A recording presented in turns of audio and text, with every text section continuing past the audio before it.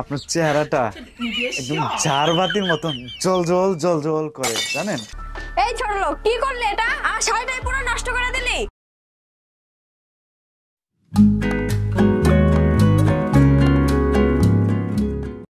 এই waiter, waiter. জি ma'am. Ma'am কি লাগবে ম্যাম? এক প্লেট নুডলস নিয়ে আসো। ঠিক আছে ম্যাম।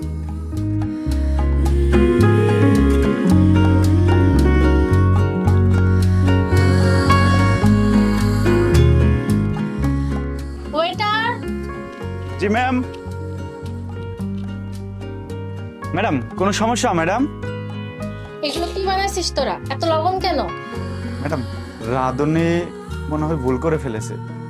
আমি কোনো কথা শুনতে চাই না, তাড়াতাড়ি আমাকে ভালো খাবার এনে দাও। এখন যদি এই খাবার ফেরত নিয়ে যাই তাহলে তো বাবুর্চির চাকরি যাবে, সাথে আমারও। কি হলো, কথা কেন যাচ্ছে না? এই তোমার বসকে ডাকো। ইয়ে ম্যাডাম আপনি চিন্তা করবেন না, আমি এক প্লেট কেন আপনাকে 3 প্লেট এনে দেবো, তাও ফ্রি খাওয়াবো আপনাকে। তারপরও প্লিজ বসকে ডাকবেন না প্লিজ। যাও তাহলে নিয়ে আসো। ম্যাডাম একটা কথা বলবো? বলো। ম্যাডাম আপনি কথা বললে না আপনার চেহারাটা একদম ঝাড়বাতির মতন জল জল জল জল করে জানেন। আর ওই যে হাসি দিলে এত সুন্দর লাগে ম্যাডাম, মানে কি বলবো। আর ম্যাডাম ওই যে আপনার কানের পাশে যে তিলটা আছে না, ওইটার জন্য আপনাকে সেই মায়াবী লাগছে। ম্যাডাম আপনি এত সুন্দরী একজন মেয়ে, কিন্তু মাঝে মাঝে দেখি আপনি আমাদের শপে একা আসেন। আপনার কি বয়ফ্রেন্ড নাই? আরে আমারও বয়ফ্রেন্ড আছে, কিন্তু সে না বাইরে থাকে, তাই একা আসি। তাই তো বলি, এত সুন্দর পরীর মতন দেখতে মেয়ে, তার কেন বয়ফ্রেন্ড থাকবে না? ম্যাডাম আপনার নুডলসটা মনে হয় ঠান্ডা হয়ে যাচ্ছে। হ্যাঁ, খেয়ে নি।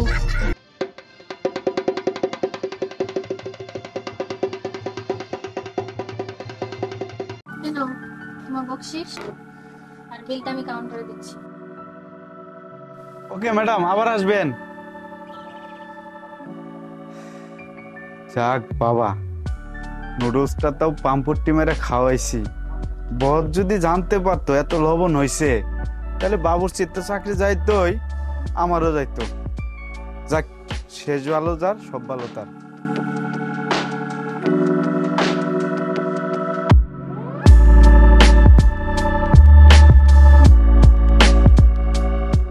স্যার কি লাগবে আপনাদের?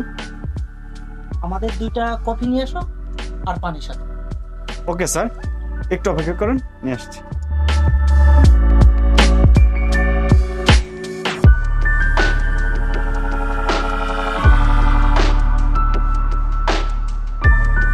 এই ছোট লোক, কি করলি এটা? আর শাড়িটাই পুরো নষ্ট করে দিলি। Sorry ma'am, ma'am sorry sorry sorry sorry. এই বেটা, কিসের সরি? কি কাজ শিখছিস? যত সব আবল তাবল কাজ কর, আজকে শিখিয়ে দেবো। স্যার স্যার আসলে আমার এরকম ঘটনা কোনোদিন হয়নি স্যার। স্যার আমার ভুলে গেছে স্যার, ক্ষমা করে দেন স্যার। স্যার স্যার না, তোর ক্ষমা নাই। কিসের ক্ষমা? আজ তোর বসকে বলে তোর চাকরি 12টা বাজাবো। এই তুমি একটু শান্ত হও তো, এই ছোট লোকের সাথে এত কথা বলে লাভ নাই। বসো তো বসো। স্যার আমার বসকে বলবেন না স্যার, বসকে বললে স্যার আমার চাকরি চলে যাবে স্যার। আর আমার চাকরি চলে গেলে স্যার আমার বাড়িতে সবাই না খেয়ে থাকবে স্যার। আমি খুবই গরিব মানুষ স্যার। এই বাদ দাও তো, আমার কাছে আরেকটা ড্রেস আছে, আমি চেঞ্জ করে নিচ্ছি, তুমি কফি খেয়ে নাও। Okay baby.